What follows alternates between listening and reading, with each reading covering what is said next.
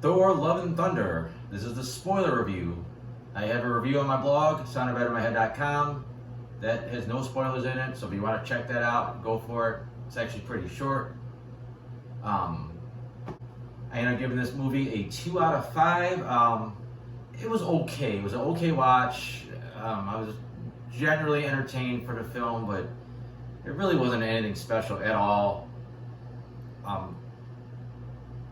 You knew from the trailers the general plot was that Gore was killing gods, and then Thor and them and his friends were going to have to stop him.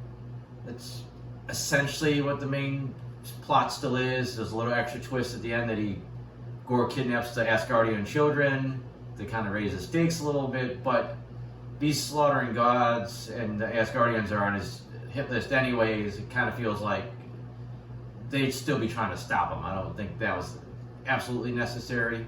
And then obviously the secondary plot is the quote-unquote love story. You know, you knew that Jane Foster was going to become the mighty Thor, and there was going to be some friction because that's Thor's ex-girlfriend. It just didn't feel like the love story worked very much. They were never that strong of a couple to begin with. They tried to add some flashbacks here that showed that they were more involved. Some of it worked, some of it didn't. It was still kind of corny. I just never really felt that connection. I think it just hurts that they made Thor such a buffoon and such a caricature. He's more of a caricature than a character. He just doesn't really feel like a real person, and it's like you just don't, at least especially in the Thor movies, he doesn't sell that emotion as well. So it's like you just didn't really care. I just didn't care about them as a couple. And I think that really hurt the love story aspect of it. And then they did this little quirky thing with like Thor's hammers are kind of sentient now, where like Stormbreaker's jealous that Thor still wants to be with Mjolnir. It worked a couple times as a joke, but it just kept going and going. It's like, okay, it's not that funny anymore. Backtracking a little bit, you know, the movie starts out solid. You got Gore's origin, seems reasonably close to the comic book story. I haven't read the arc. I know the gist of it, so it works. Something looked just weird. I didn't like the way that they did the gods here, like especially the first one. Something looked cartoony about them. It looked CG. Something looked off. And then they did this for a lot of the gods where they had like gold blood for some reason. I thought that was fine for the first god because he was like a unique character, but they did it a lot. Like I don't know. I just didn't care for that concept. Brings up a lot of logical issues with the movie that I don't even feel like getting into.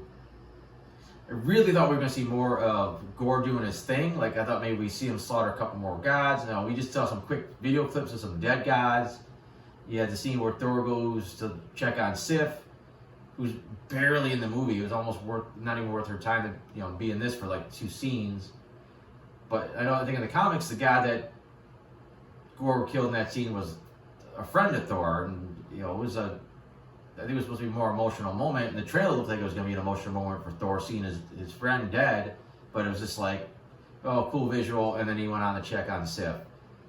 So I don't know, I thought we should have got more of Gore doing the god slaying and really seeing how scary he was and how formidable he was and like how powerful these gods were that he took out. Instead it just cuts to him going after Asgard. He's mostly just using these demons. And that was okay, so the scene was kind of more played for the comedy of Thor seeing Jane again.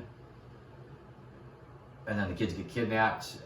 They didn't do much with Valkyrie. I thought there was going to be more with her. She just don't really see what it's like for her to be a leader of Asgard. There was supposed to be going to be something about her trying to find her queen. There's absolutely no hints towards like her trying to get like a love life going. She was just kind of there to help out. Like she just did not add much to the story itself besides being an extra person for action sequences. They tried to do a whole bunch more of Korg. I mean, he's funny enough, but I think they overdid it. Didn't really care for all his narratives, and I don't know, he just wasn't as funny this time. It's too much of the same thing. Didn't care for him being down to just a face that was tied to the back of Valkyrie's face near the end. I don't know, just that didn't work for me one way or another. It wasn't funny, it wasn't like cool, it was just there. Just a way to get him out of the final fight, which you could have did other ways, I think. And then Jane's story was fine. They stuck with the cancer stuff. I thought it worked pretty well. She was fine enough in the action sequences, but I don't know, just something didn't really like make her as much of a badass as she could have been. I don't know, there was just some spark lacking. She's not really an action hero, I don't think. Natalie Portman, great actress, but just I don't think she has that. She's not quite an action hero, and she buffed up. As far as I know, that's all her muscle in this movie. They just had her stand on stuff to make her look taller. But I don't know, then the whole thing going to see Zeus was just kind of there, and it was just to get this lightning bolt. Ultimately, the lightning bolt wasn't even that, like, didn't even seem like it really helped them that much in the end. Like, seems like they almost could have did it with something else. Like I said, the biggest thing was it seemed like that was helpful in getting the kids to have, like, powers, but even, that was an okay sequence, but I said, I never thought the kids were that necessary to sell that they have to stop Gore. Like, how, he's got to be stopped. Him getting to see Eternity was kind of cool. I don't know, just didn't feel anything when Jane died. Like I said, just the relationship wasn't to that point. I think, especially with Korg dying and being brought back so quickly, I kind of thought like Jane was going to be brought right back. I know in the books she does come back as a Valkyrie, and they maybe imply that in the second post-credit scene, which I'll talk about a little bit when I get to it. I don't know, I just didn't feel anything. Thor gets to raise the daughter. I had no clue the daughter's name was actually Love. I don't even know if they say that in the movie. I thought it was cute when they said the title was that Love and Thunder referred to her and Thor, but I don't know, I thought it was more on the nose when you find out her name was Love. Like almost I think it works not as good, but maybe it works better. I don't know. Just cheesy, like Guardians of the Galaxy are just kind of wasted. They're just kind of there in the background. They don't add anything to the movie. It's that weird scene where Thor's like yanks Stormbreaker out of the ground. He flies it like a witch for some strange reason. He's real corny action scene where he's not fighting like Thor ever fought before. He's flipping and doing splits and doing these crazy moves that we've never seen him do before. They just rushed to him being with the Guardians and his training montage. It's just all just kind of happened so fast. Like I don't know, just none of the action really was that stand out to me. Like I said, the other big one, they're fighting the Zeus's gods, and like they're just random dudes that are turning the gold blood splatters, and I don't know, just none of it worked for me.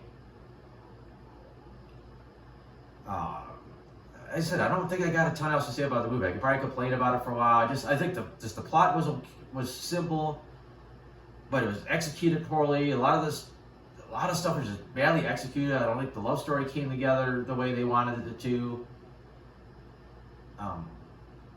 Post credits, like the first one was the big one. Zeus somehow survives. They set up Hercules, which is cool. It was a character everyone wanted to see for a while. Don't know if I want to see another Thor movie at this point, but for him to take on Hercules, he's got to show up somewhere else. I don't know. And like I said, at the very end, Jane Foster ends up in Valhalla. She meets Heimdall. I thought there was going to be a little bit more to it, like, oh, this is yours if you want it, unless you want to go back to Earth or something. But he's like, oh, this is yours if you want to come up here, and then it just ends. Like, it just kind of, I think it was trying to be like a happy ending that you went to heaven, basically, but it just didn't really do anything. And also another gag that didn't really work was the screaming goats. They were annoying at first. They were just annoying. And there were a couple parts where it was kind of funny when they did the thing, but for the most part it was just annoying. It never really... people in the audience I was with, they were laughing at it. They thought they were hilarious. And to me, it just didn't do anything for me. Just like a lot of the jokes fell flat. There was a couple funny moments. Some stuff did work, but I think overall it just didn't quite work for me. I thought the Thor Ragnarok, there was a better dynamic between Thor and Loki and Thor and the Hulk than you have with Thor and Valkyrie here. And Thor and Valkyrie in the first movie had a good relationship. Here, there's really nothing special about Thor and Valkyrie. The Jane and Thor stuff doesn't quite work. The Thor Korg stuff has really no connection. And I think that's about it.